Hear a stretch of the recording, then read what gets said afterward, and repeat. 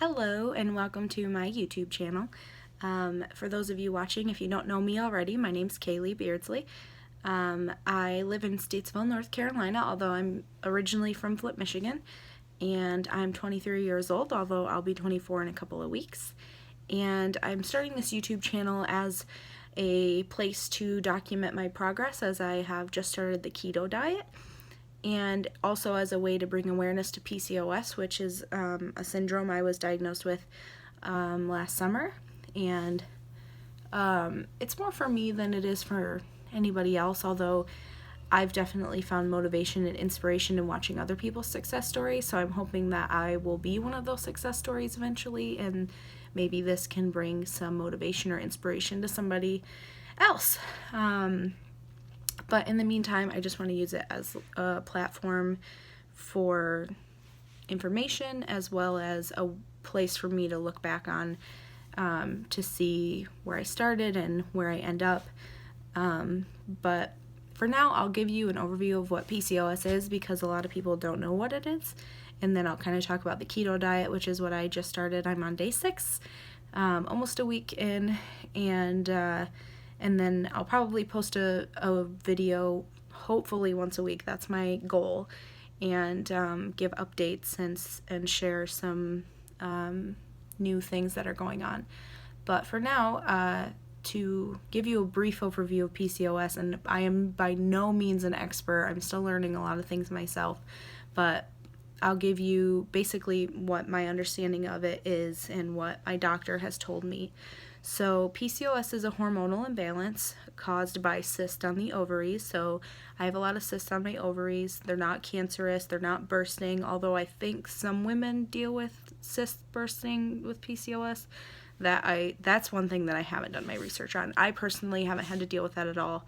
But irregardless, my cysts are essentially harmless to me. They're not causing me pain or anything, but they are causing the hormonal imbalance in my body, which is then causing a number of symptoms that I have to deal with every day. So the biggest one that pretty much every woman that has PCOS deals with, and not every woman deals with every symptom. Some women deal with 2, some women deal with 5. It varies person to person. But the one that pretty much everybody has is abnormal menstrual cycles, meaning that you don't have a normal period every month. A lot of women don't have them very often at all if you have PCOS. Because you're not ovulating regularly, those cysts are kind of causing your ovaries to work harder than they need to, and so they're like not releasing eggs every month like they're supposed to. So some women will go 5 months no period and then have like a little one, or they'll go a couple of months and have one, and a couple more months and have one. It just depends, and really there's no perfect pattern, so it's really hard to track, which can be really frustrating because you have no idea when it's going to come, and so that's really irritating. And to go along with that is infertility, which I say infertility because infertility sounds like this big scary word that means you can never have kids and you are infertile, and that's not what it means. The reason that doctors may say that, or websites may say that, is because since you're not ovulating regularly, it's very hard to get pregnant because you have no idea when you're ovulating, and obviously you need to be ovulating, well, pretty much need to be ovulating to get pregnant. So it's really hard to get pregnant, especially on purpose. So that's why they say infertility. There are definitely options out there to help improve ovulation. There's medication, or there's diets like the keto. And I'm only a week in, but I'm definitely becoming more of an advocate for diet fixes for problems in the body, diseases, even cancer. Diet can do a lot of good for people that have diseases and stuff.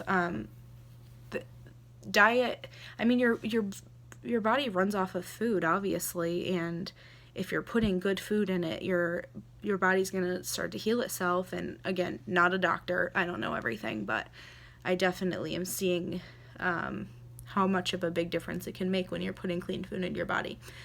But anyways, so those are two big symptoms. Another one is weight gain. That's one that I definitely have struggled with hardcore. After high school, going into college, I definitely noticed that I had kind of slowly put on a little bit of weight, and I thought, okay, I'm going into college, everybody puts on their freshman 15 or whatever, I'm getting older, and my metabolism is slowing down. I just thought it was normal, but then towards the end of college, I put on a lot fast, like really fast, and it was around the time that I started dating my husband, so I thought, oh no, it's the relationship gains, like I'm comfortable, so I'm getting all this weight. And some people do struggle with that, but I think mine had a lot to do with PCOS, because my diet didn't really change. I wasn't eating worse.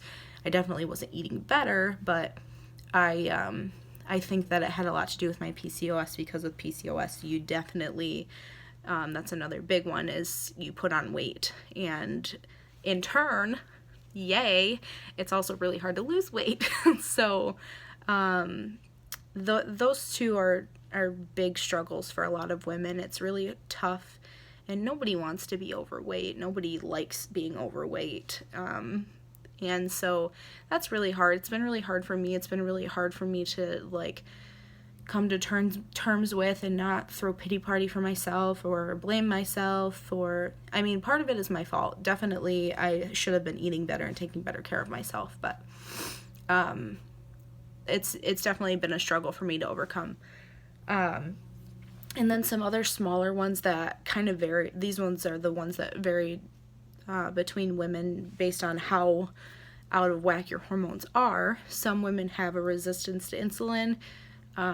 My charts are showing that I'm not quite showing a resistance to insulin, although I need to be careful, because a lot of women that have PCOS and then start showing a resistance to insulin can develop diabetes, which obviously is definitely not something you want. So there's definitely a big link between PCOS and diabetes, but that can be prevented with diet. So I don't have that problem. Acne, male pattern baldness, getting hair in places you don't want, like your chin or your mustache, places that women typically don't get hair. Those are all ones that women obviously struggle with, because all these things kind of make you feel defeminized, if that's a word. You know, it's hard to get pregnant, or you're getting hair in places you don't want, or you have these bald spots, and it makes you feel like so low and so not feminine, and so it's really tough, and it's definitely could be way worse. There's definitely way worse things that you can have. You can have cancer or need surgeries and things like that, but this is more like just kind of like a daily struggle. Just it's definitely bearable, it's definitely livable, but it is a struggle. It's tough to know all of the things that you have to deal with. And so one of the things that you can do to help is the keto diet. That's the recommended diet for women with PCOS, and that's what I started 6 days ago. So far, so good. I woke up this morning at 7:30 on my own, no alarm, wide awake. Weird for me, but that's part of it. It's part of feeling super energized and awake, and not needing as much sleep. So that's cool. I got a lot done. But basically the keto diet is training your body to burn fat rather than carbs. Carbs are kind of like this temporary energy that your body uses, but if you train your body to burn fat instead, you have more energy for longer. So it's really good. And basically you're eating a lot of protein, good fats, and very, very low carb, and no sugar. That's the tough one. No sugar at all. It's pretty hard for me. I have a huge sweet tooth. I love sweets, but it's for the baby. My husband and I really want to have a baby. Not right now, but soon. And so that, other than wanting to take better care of myself, that is probably our biggest motivation with this diet is that we want to have a family, and we know that this can help improve our chances of that happening. So he's doing it with me, which he doesn't really need to, but he wants to feel better too, and he's doing it to support me, which is really sweet of him. So that's kind of like my main motivation. That's what's kind of kicking me in the butt. But other than that, I just want to be healthier. I want to feel more comfortable. I mean, the long-term goal is to have a baby, but if I lose weight in the process, awesome. I would love to.